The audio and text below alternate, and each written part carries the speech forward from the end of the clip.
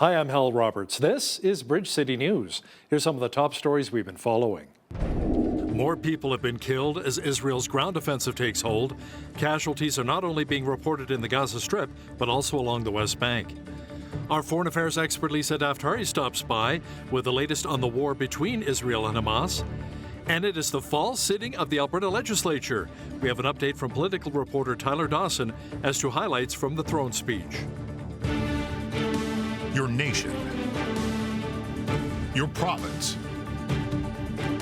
your southern Alberta. From the heart of Lethbridge, it's Bridge City News with Hal Roberts. Thanks so much for joining us. 4 Palestinians were killed following an attack by Israel at a refugee camp in the West Bank. More than 94 people have died in the region since the war between Israel and Hamas escalated following the October 7th attacks by the terrorist group Hamas. الساعة 1 الفجر سمعنا صفارات الإنذار في المساجد ولا بيقولوا دخل العدو صارت انفجارات وطائرات مسيرة كانت منخفضة وسمعنا صوت انفجارات. أنا طبعا ساكن في الجنين عند المسجد الكبير وشفت هالشباب تتراكض بقولوا بيقولوا دخلوا وبلشت الرصاص والقنابل التفجيرية. As Israel pushes deeper into the Gaza Strip with troops and tanks, the Hamas-run health ministry is urging people to head to medical centers to donate blood. It is reporting that 304 people were killed over the past 24 hours, raising the death toll to over 8,300. More than 21,000 have also been injured. Earlier on Monday, the terrorist group Hamas released a video purporting to show 3 women captured during its October 7th attack that killed around 1,400 people in Israel. Our foreign affairs expert Lisa Daftari says while so many people have been demanding peace in the Middle East, they should really be demanding that more of the 200-plus hostages be released by Hamas. But it's very, very ironic where the world community is asking for a ceasefire, but nobody's asking for these hostages to be returned as a first point of reconciliation here. Those hostages have to come home. Those are innocent civilians, and again, many of them being children, mothers, elderly. That's what they were going for. One of the Hamas operatives told Israeli interrogators that we were told to kill the men and bring back the children and the mothers. Our foreign affairs expert Lisa Daftari will have the latest on the war between Israel and Hamas coming up later in our broadcast. Hundreds of people stormed an airport at the Dagestan region of Russia, yelling Allahu Akbar and anti-Semitic slogans at passengers arriving from Tel Aviv, Israel. Videos showed many from the mostly Muslim region made their way onto the tarmac looking for Israeli nationals. Police say more than 20 people were injured and 60 others were detained during the unrest. Thousands of people gathered in rallies around the world in support of Palestine and Palestinians. Many saying the occupation by Israel needs to end as the humanitarian crisis worsens in the Gaza Strip.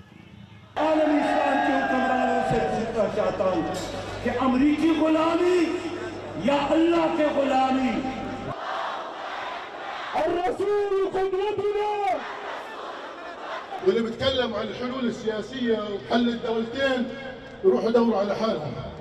احنا اليوم قد وصلنا كلنا إلى قناعة أنه لا مقام مش للاحتلال لدولة الاحتلال. Federal Conservative leader Pierre Poilievre spoke out against the support for Hamas as rallies intensify across Canada and around the globe. Poilievre says people need to differentiate between the support of Palestinians versus the terrorist organization Hamas. People can protest any cause they want. They can state any opinion they choose. And that will not change when I'm Prime Minister. I am running for Prime Minister to make Canada the freest nation on earth. So people are free to disagree with me on the Middle East or anything else. I have condemned people with my words, not with any proposed censorship, who have glorified the genocidal attacks by Hamas on Israeli civilians, which was the worst attack on Jews since the Holocaust. We have already a criminal prohibition on providing material support to listed terrorist organizations like Hamas. That should be enforced. If you donate, raise money, coordinate, recruit for Hamas, it is already a crime, and you should be arrested and prosecuted if you do that. At the same time, people are free to express any opinion they want, even when I find those opinions appalling. Finally, I don't agree with you conflating Palestinians with Hamas. They're completely different. The Palestinian people are not responsible for the evil of Hamas. Tory leader Poilievre is also trying to turn up the heat on the Liberals. He wants the government to exempt all forms of home heating from the carbon tax, not just home heating oil, the Prime Minister announced last week. The 3-year exemption will help Atlantic Canadians, but will do little to help us here in Western Canada who rely on natural gas to heat our homes. Well, it was the fall sitting of the legislature in Edmonton. The throne speech was read, which highlighted key areas where the provincial government is focusing. Now, to chat about what was discussed in more detail is our legislative reporter and the Alberta correspondent for the National Post, Tyler Dawson, who joins us once again from Edmonton. Tyler, last week the NDP put forth a motion calling on the Trudeau government to give Albertans a break when it comes to the carbon tax on our home heating. A break the Prime Minister recently announced for those in Atlantic Canada who heat their homes with oil. This is one area where it appears as though the UCP and NDP can agree. Strangely enough, because there hasn't been very many of those. A bit of a catch for Alberta that just sort of broke around the same time the throne speech was supposed to happen was that Saskatchewan announced it would no longer be collecting, as of January 1st, the carbon tax on through its sort of crown corporation that supplies power. Of course, Alberta can't actually do that because we have a power market. So one of the ironies here is that Alberta is in a bit of a different position than, for example, Saskatchewan in trying to do this, even though you actually have political agreement between the New Democrats and the UCP on this. So, Tyler, what were some of the other big talking points from the UCP on Monday? Well, on the legislative side, there's a couple big pieces of legislation coming. There's going to be a Taxpayer Protection Act, which basically will require Albertans to approve any tax increases. There's going to be a attempt to further Alberta's ability to try and get money from opioid manufacturers to pay for healthcare costs. And the other big piece of legislation we're going to see is something about the Alberta Pension Plan referendum. So that should maybe give us a little bit clearer direction on what that referendum question might be, the timeline that might happen, that sort of thing. What we won't see in this fall session is the Compassionate Intervention Act, which is the legislation that's going to be produced that should compel people to, or allow people to go to a judge to have their loved ones sort of forcibly entered into drug treatment. That will not happen. So that's sort of the legislative side. On the political side, shall we say, certainly fighting back against Ottawa, sticking up for Alberta, potential use of the Sovereignty Act, all of these things were sort of up for discussion, will be up for debate, certainly. And, some of the other stuff that we've been thinking about and talking about for a long time here, whether that's diversifying the economy, overhauling healthcare, education, all that stuff is in the throne speech. What we'll see in terms of legislation on some of that, little bit unclear at this point. Okay, thanks so much, Tyler. That was our legislative reporter and the Alberta correspondent from the National Post, Tyler Dawson, who joined us from Edmonton. $21 million more in federal funding will be made available to those who are at risk of substance-related harms and overdose. Federal officials say the money will be going towards 52 projects across the nation. Canada's Minister of Mental Health and Addictions says Ottawa is taking a renewed approach to its drug policy. These investments are going to do some pretty amazing and incredible things. Whether it's in BC, the Alberni Valley Drug and Alcohol Prevention Services Society, which will be delivering prevention programming and intervention services for 450 youth aged 10 to 22. Or some of the many other projects it's a long list to go through. But I can say personally, as a mother to 2 teenage daughters, I can think of no better place than to focus our attention on our youth. And I am really pleased to have Minister Ian and a partner in supporting and empowering and bringing our youth to a healthy, safe place. And here in Toronto, the neighborhood group community services setting up wraparound health services, workshops, group services, and so much more for people who use drugs in the downtown core, expecting to serve hundreds, if not thousands of people. The ripple effect of the impact is tremendous. Hundreds of people came out to a vigil in Lisbon, Maine to honor the 18 who were gunned down in Lewiston, Maine, in yet another mass shooting in the United States. Police say the suspect in the shooting, 40-year-old Robert Card, was found dead on Saturday night. He allegedly died of a self-inflicted gunshot wound. This mass shooting has directly affected the lives of of people who I really love and care about, and just want to show my support. I mean, you feel safe, but it's still sad. It's sad for the family to have to mourn, and it's just sad. Yeah, it's nice to be together with everybody and celebrate this, a unity of people together to hopefully move forward. There have now been around 580 mass shootings so far in the U.S. this year. 12 people died after a plane crashed in Brazil's Amazon rainforest. Officials say the aircraft came down early Sunday morning close to the main airport in Rio Branco.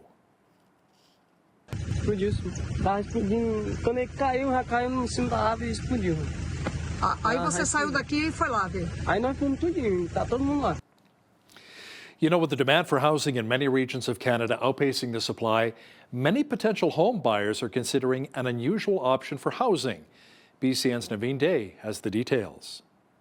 The idea of trading in a traditional brick and mortar home for life on the road in a motor home has gained popularity in recent years. Many people are drawn to the freedom and adventure that comes along with living in a motorhome, but a pressing question remains. Is it more affordable to live in a motorhome than a house? Owner and operator of Skyline Travel Center, Brian Vandenberg, says it's a trend that's catching on south of the Canada-US border, and it's making its way north. It's a smaller market for Canadians and a much larger market for Americans, where we're standing in what is a beautiful little home. So when they live in these things, it costs them less than it does to live in their home. There's no taxes, and they're free as a bird. And these motorhomes, like the one we're standing in, they live a very nice lifestyle. This isn't camping. Some people use the term glamping. We use the word RVing, but they live a very nice lifestyle wherever they want in the country. Vandenberg says insurance on one of these mammoth vehicles can be as low as $1,100 per year, and a 40-foot quad slide model, just like the one behind me, should get a fuel economy of about 26 liters per 100 kilometers. And according to Lethbridge realtor Jillian McLeod, the popularity of RVs is catching on with younger generations. There are a lot more younger people that are interested in getting into things like tiny homes, motorhomes, and they're expanding and blowing up because the prices are lower to be able to acquire one. So if you're getting something that's, say a used motorhome, you can get into one of those for, you're looking at probably around $200 a month, $300 a month in payments. But when you're going for a mortgage, you could be looking at around like $2,000 per month. So there's a big difference in, in price there, in price factor. But also, minimalist lifestyle is it's starting to expand as well. So more people are downsizing what they own. McLeod adds that the cost to park an RV is on par with the cost to rent a small house, $1,000 to $2,000 per month. For Bridge City News, I'm Naveen Day. Well, there was no home and garden show this year, but a big event is scheduled for 2024. Build has partnered with Maybill Consulting for an all-new approach highlighting all things spring and summer. Visitors can look forward to a lottery and a new leisure section where they can explore the latest trends and insights from industry experts. Southern Albertans are active people, and so we want to also bring them what they can do in the spring and summer. So it really is about all things spring and summer and putting it together in one place for Southern Albertans. In any event that we do at Maybill Consulting, there is no reason for us not to be able to contribute ticket money, sponsorship opportunities, 50-50 draws, anything we can do to support a charity that involves ourselves with our show. So HALA came on board, which is absolutely fantastic, and one of the ways we're going to get them to essentially raise additional funds at the show is by launching the Home Garden and Leisure Show Lottery. So that is something we've never had before. And essentially what we're doing is providing a free prize pool for anyone that buys a ticket to this show. The 2024 Home and Garden Show will run from March 14th through the 16th at the Agri-Food Hub and Trade Center in Lethbridge. Lana Walsh is a local sleep and insomnia expert. Now, she says when it comes to restless nights of sleep, the time change can really throw our bodies off. We'll be setting back the clocks an hour on Sunday. Walsh says getting your circadian rhythm is very important, and you can do so by enjoying some sunshine outdoors. When you get up on Sunday morning, get outside, get some sunshine, or at least sit in an east-facing window, get as much bright light first thing in the morning to get that circadian rhythm kicked into gear. and stick to your normal eating times that you normally do. So if you normally get up at 7 and eat by 9, make sure you're eating by 9 and make sure you have your lunch at your regular time, because that is something you can control that can help get your circadian rhythm back into the rhythm of the new time shift. Make sure you catch the full interview with sleep and insomnia expert Lana Walsh and BCN's Naveen Day coming up in the second half of our show. The entertainment world is in shock and mourning over the passing of a couple of actors over the weekend. Richard Mall, who played Bull in Night Court, died at the age of 80, and American-Canadian actor Matthew Perry also passed away. The Friends star was found unresponsive in his LA jacuzzi on the weekend after allegedly playing 2 hours of pickleball. First responders originally said that Perry died from cardiac arrest. The actor had been battling drugs and alcohol for a number of years prior to his death. Perry, who was born in Massachusetts and raised in the Ottawa area, says he and Prime Minister Justin Trudeau went to elementary school together, but Perry was 2 grades ahead of our Prime Minister. Perry, who won a Screen Actors Guild Award for Outstanding Performance by an Ensemble in a Comedy Series, was on the sitcom Friends for a decade from 1994 to 2004. Matthew Perry was just 54 years old. You know, it's been feeling a lot more like winter as opposed to fall here in Lethbridge, as we barely made it above the freezing mark on Monday. Tonight, expect a few clouds to roll in with a low near -2. Tuesday, it should be mainly clear with a high near 6 degrees. Wednesday, cooling off slightly with a high of only 5. A low pressure system returns on Thursday, bringing in a chance of showers and a high of 8. Cloudy with a chance of flurries and a high of only 2 degrees on Friday. It should clear up a little on Saturday with a high of 9 expected. Pretty much the same picture on Sunday under a partly cloudy sky. Now looking at the almanac, the average high for this time of year is 10 degrees with an average low of -3. The record high for Lethbridge was a balmy 24 degrees, set all the way back in 1958, and the record low was a very chilly -25, set back in 2002. The sun rose at 8:17 and will set at 6:12. Let's see how the rest of the country is shaping up for Tuesday. Expect a mixture of sun and cloud and a high of 11 degrees in Victoria, mostly cloudy and a high as well in Vancouver.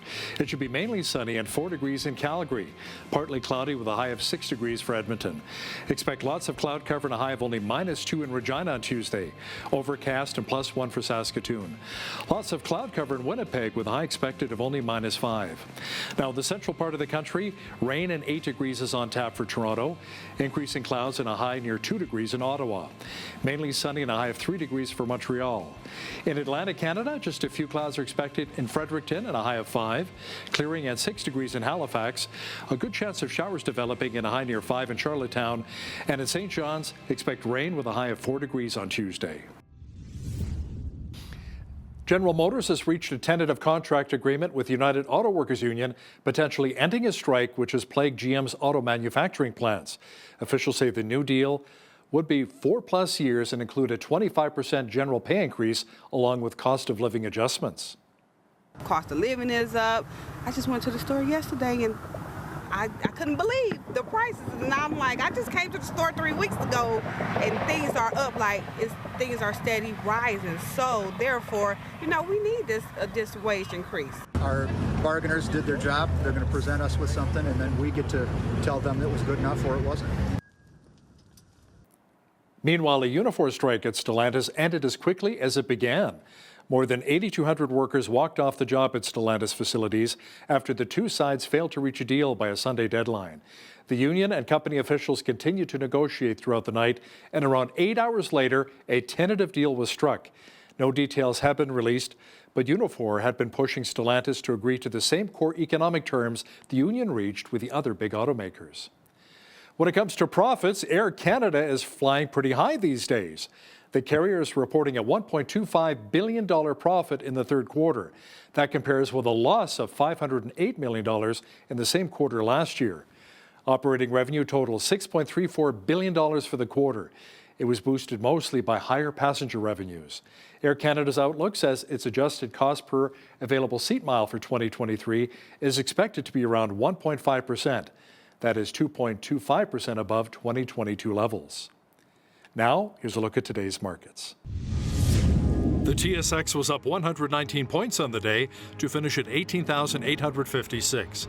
The Dow was up 511 points to 32,928. The S&P 500 was up 49 on the day to 4166, and the Nasdaq was up 146 points to 12,789. West Texas Intermediate oil was down 323 to 82.31 US per barrel. Natural gas was down 13 cents to 3.35 US. Gold was up 20 cents to 1996.30 US an ounce, and silver was down 3 cents to 23.30 US an ounce. Feed wheat is at $9.52 per bushel, barley's at $7.55, canola's at $15.67, and corn is at $8.61 per bushel. Live cattle were up 13 cents to $184.13.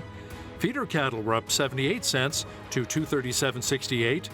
And lean hogs' December contract was up 70 cents to $71.18. The Canadian dollar was down slightly over the past 24 hours to 72.32 US.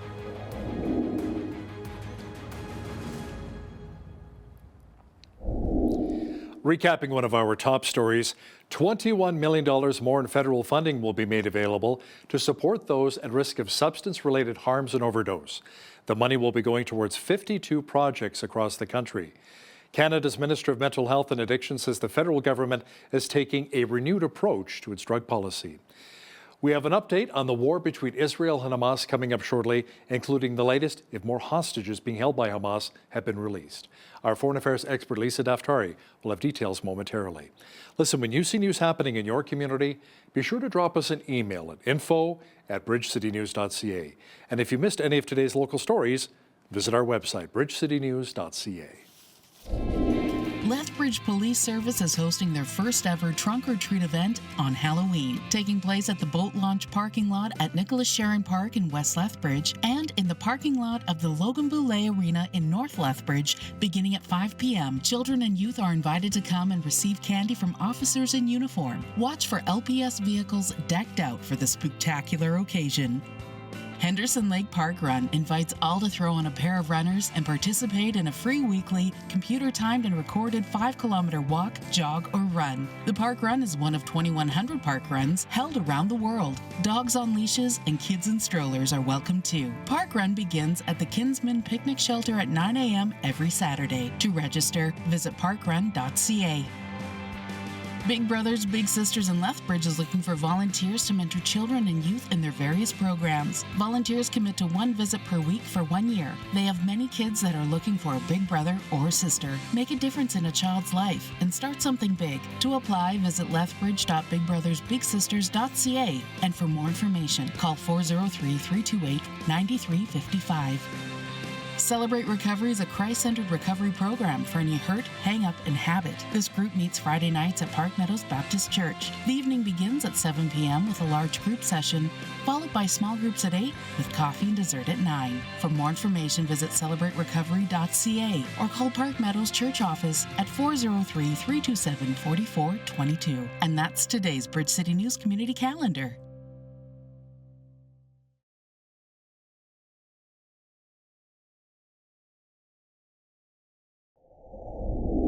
The UN Security Council is holding an emergency meeting at the request of the United Arab Emirates to discuss Israel's attack on Gaza. The UAE is one of 10 elected council members working on a new Security Council resolution on the Israel-Hamas war, which is still in discussion. Now, the council has rejected 4 draft resolutions, 1 vetoed by the United States, 1 vetoed by Russia and China, and 2 that failed to get the minimum 9 yes votes. Diplomatic efforts continue as Israel moves more troops and tanks into Gaza.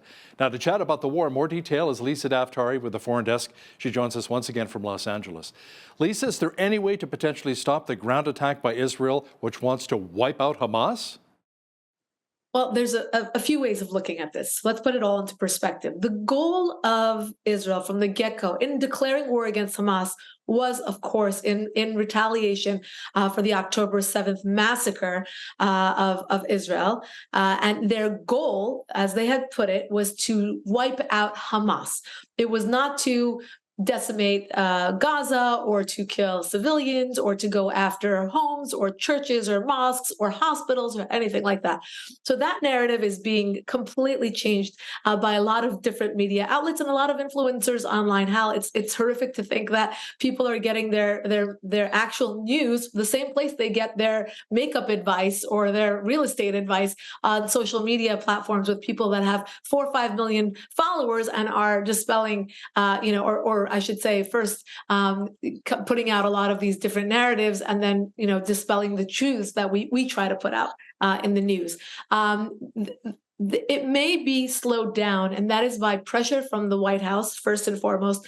Secondly, the goal of the Israelis is to get those hostages back. Everyone's forgetting about 229 innocent, many of them children, babies, toddlers, and many of them elderly. I spoke with a woman just this morning who has an 85-year-old uncle, and she lives here in Los Angeles, who is being held by Hamas in Gaza. So a lot to consider here. Israel's goal is not to wipe out or decimate anything. Their goal is to minimize or diminish the threat of a terrorist organization, Hamas, and also to get back the hostages. Now, the U.S. government is privately urging Israel not to invade Gaza, but to pursue more of a, quote, surgical campaign. What would that actually look like, Lisa? That's what it always looks like for Israel. And again, Israel's never started a war in its 75 years of history. It's never started a war. It's always had to finish wars because it is being attacked by its neighbors. Now, what would it look like? I mean, this is what Israel does. They do tactical, spot-on, strategic, pinpointed attacks. Now, what people don't realize, and they think this is made up, is that Gaza is governed by Hamas, a terror organization. So they strategically put their most sensitive assets, meaning weapons, launching offices, command centers, inside sensitive areas where it would be frowned upon to bombard or bomb or invade. So we're talking about churches, mosques, schools, hospitals. It just came out this week. We've been reporting this for a very long time at the Foreign Desk, but it just came out in the mainstream media. A lot of different publications, including the New York Times, covered this, that there is their biggest command center is underneath their main hospital in Gaza. This is what makes it so difficult. So to your question, they're always doing pinpointed, targeted attacks. But the Gazans, of course, Hamas, making it so much more difficult to get into where they need to go. And of course, to find those hostages. Yeah, especially beneath a hospital. Wow. Lisa, the Biden administration is calling on China to use its influence with Iran to urge restraint and prevent the ongoing Israel-Hamas conflict from spreading. It's comical, right? Look at us, the world power, the premier leader of the world in terms of foreign policy, at least it used to be, going to China, a rogue nation, and saying, please, pretty please, talk to the Iran regime to temper their reaction or their basically the way that they're handling the war between Gaza and Hamas.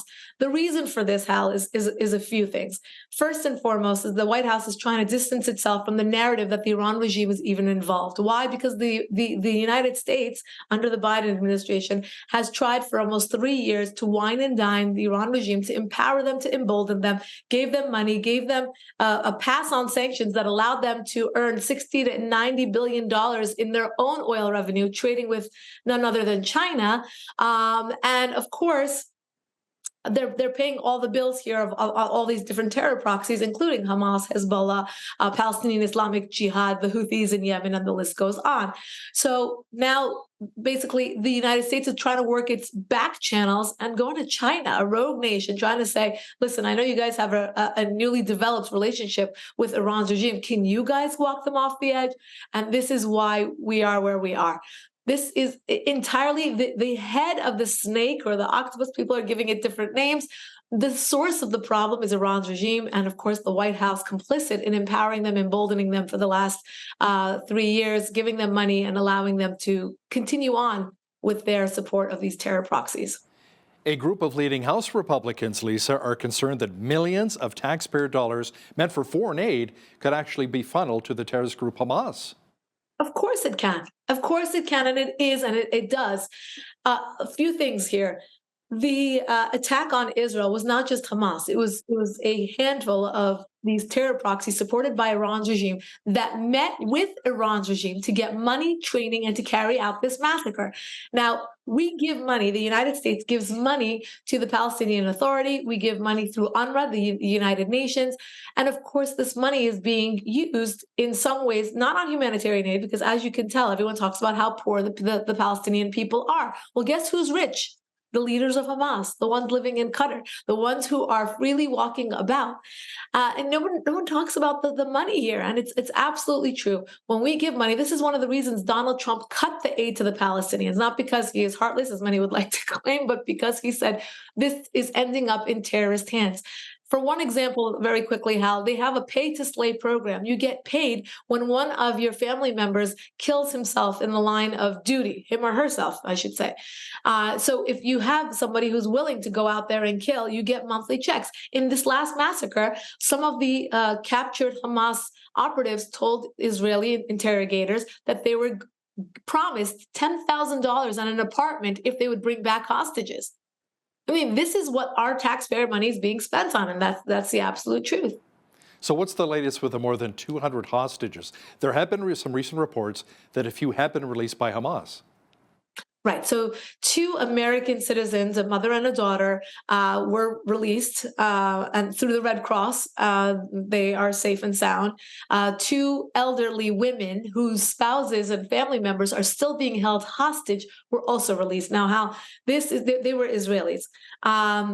This is very important because they were interviewed, I should say, and a lot of media outlets covered this as they were treated very nicely. They thought their captors were wonderful. Well, they have family that are still being held hostage. They have to speak nicely. They have to be obviously very careful so that they can get their loved ones out. And that's exactly what we're working with here. If they want to drip give out release 2 hostages a week, we're going to be here for a very long time, and Israel is going to continue.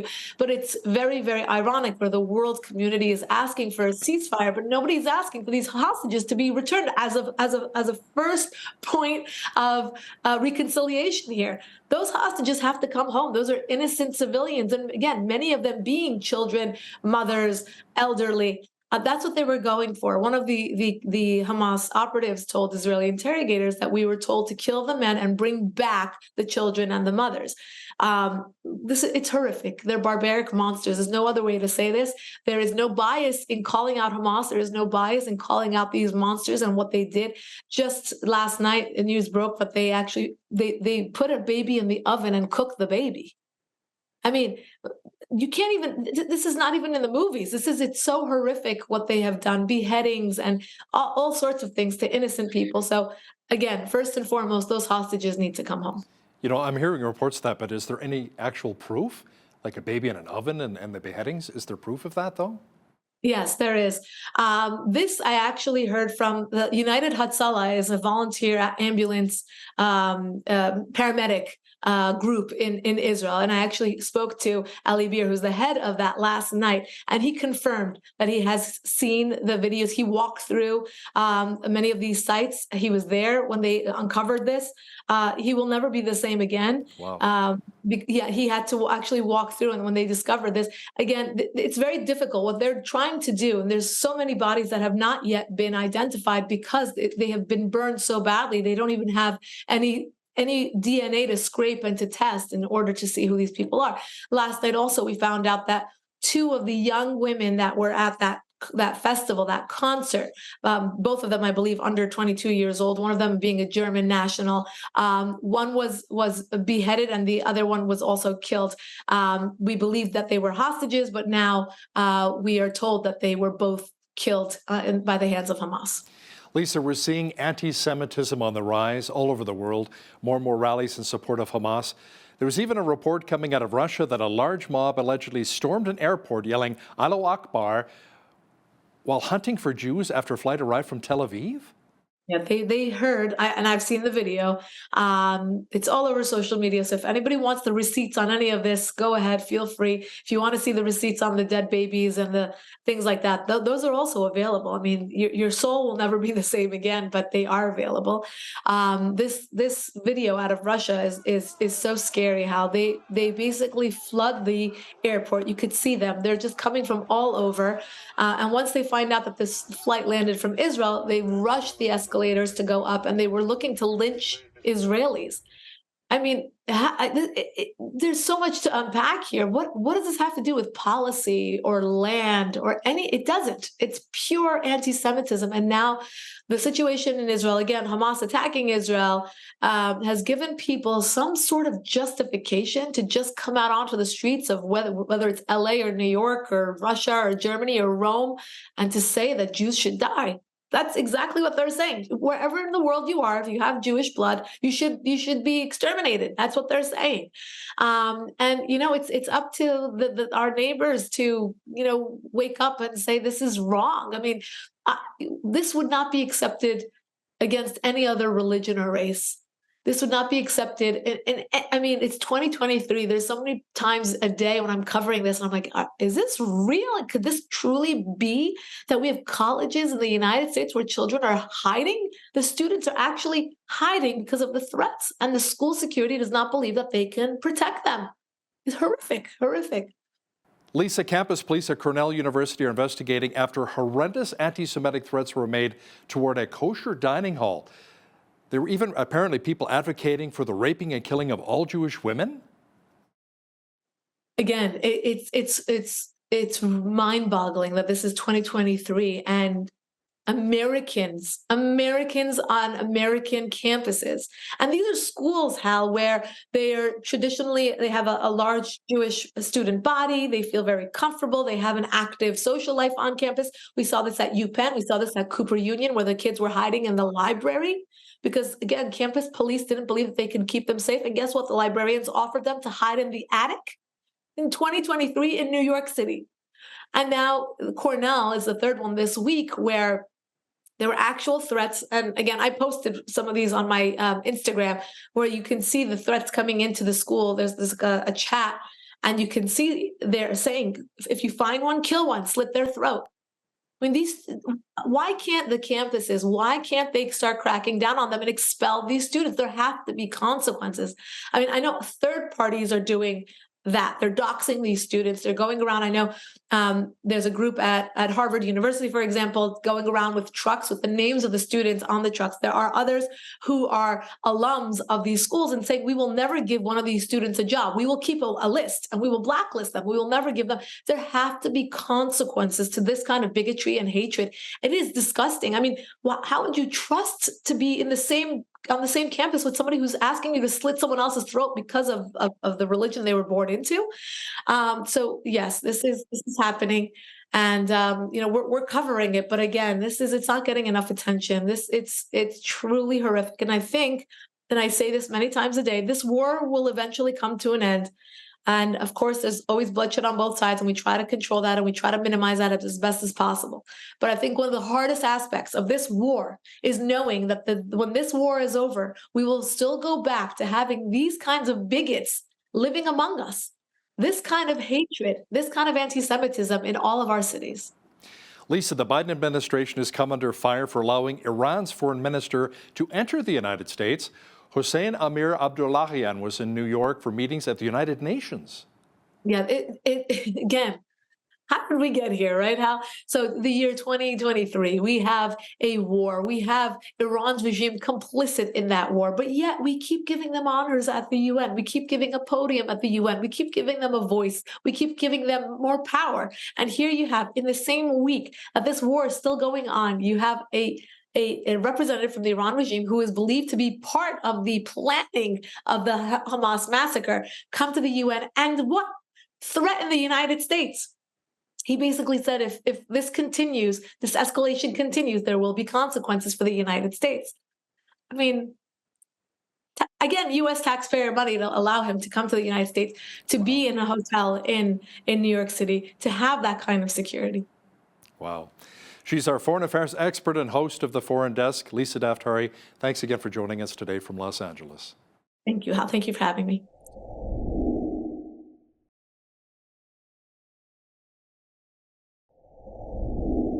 We've all had the occasional sleepless night, followed by a tough day at work where you're grumpy and it's hard to focus. That sounds like me sometimes. But some of us struggle daily to get proper rest, which can have a severe impact on our lives. Today's guest may have some help for you in this area. We are joined by Lana Walsh. She is a registered CBTI coach, which stands for Cognitive Behavioral Therapy for Insomnia, and she's based right here in Lethbridge. Lana, welcome back to the Bridge City News. It's so great to have you back.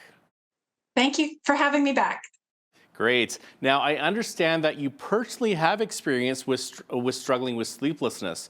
Can you just briefly share a bit about that?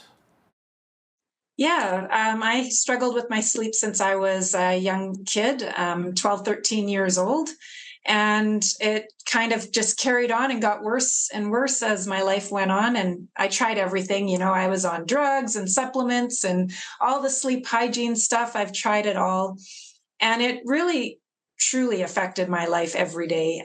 Like you said, being grumpy and irritable is not fun. My family didn't like me in the mornings before my cup of coffee or my shower. So it really did affect my life significantly. And fixing it has been 100% transformational. Now, speaking from experience, I'm not much of a morning person. I'm kind of grumpy too, and I'm really active at night. Like my mind is very creative. Is that something that I should be worried about and someone listening to this should be worried about?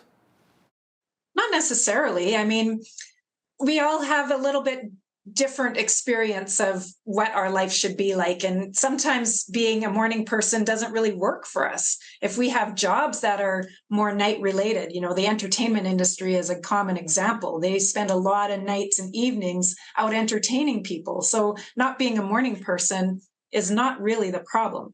The problem is if you're not sleeping well when you're trying to sleep. If you're trying to sleep and you can't sleep, or you wake up not feeling rested because maybe something else was going on, that is where the problem lies.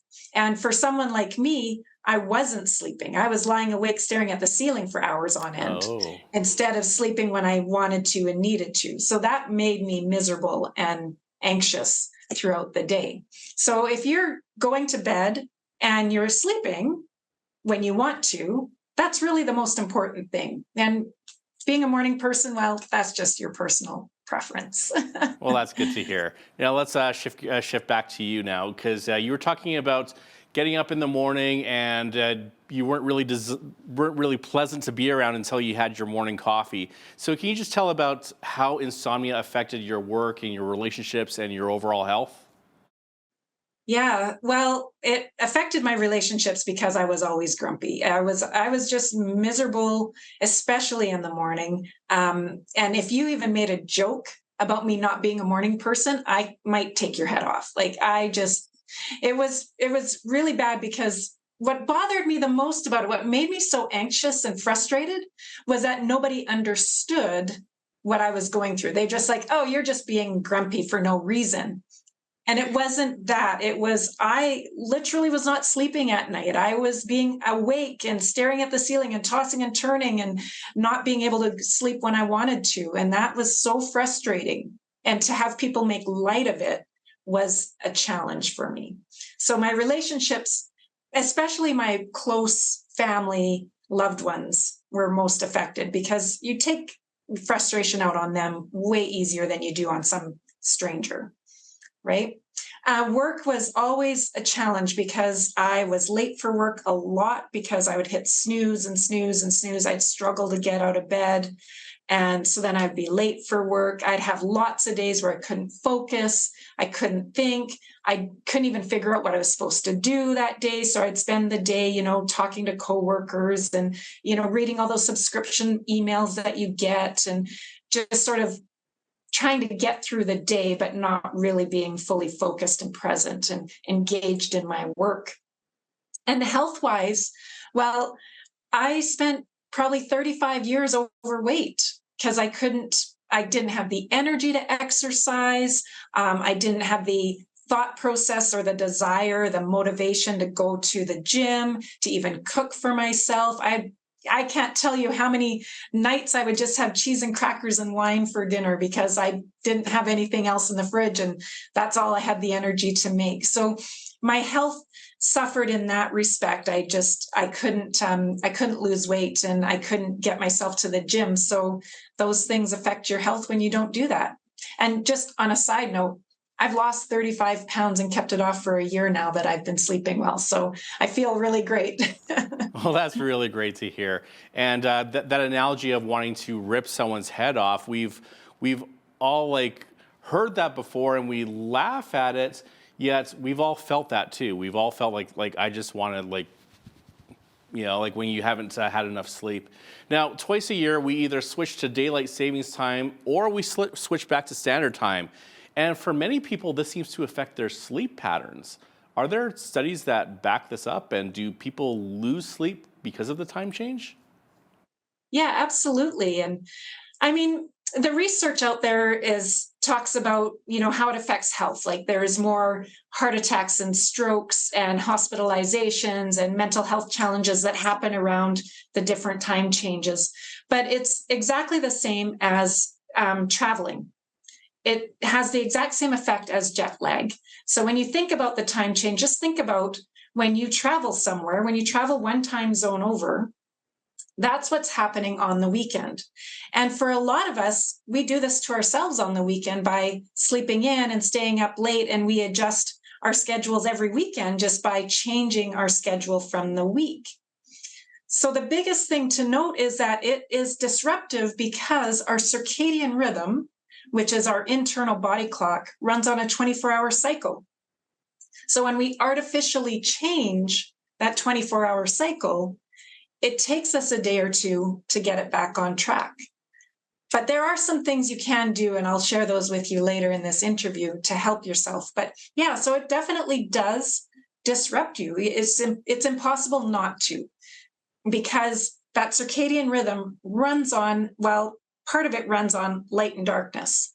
So when the light changes in the morning when you get up, because it's a different time now, suddenly it's an hour earlier, an hour later, then the sun's not in the right place according to what your eyes are expecting when you wake up in the morning. And that adjusts and affects our circadian rhythm. Now you likened the shift of time zone, or the changing of from daylight savings time to standard time. You likened it to traveling, where you're going through different time zones. Now, we've become very accustomed to traveling and taking flights, whether it's like going to a sun destination, which is maybe a couple hours ahead or behind, and we do that quite often. So, how hard of an impact is this having on our bodies when we're just changing the clocks twice a year? Is it a big impact?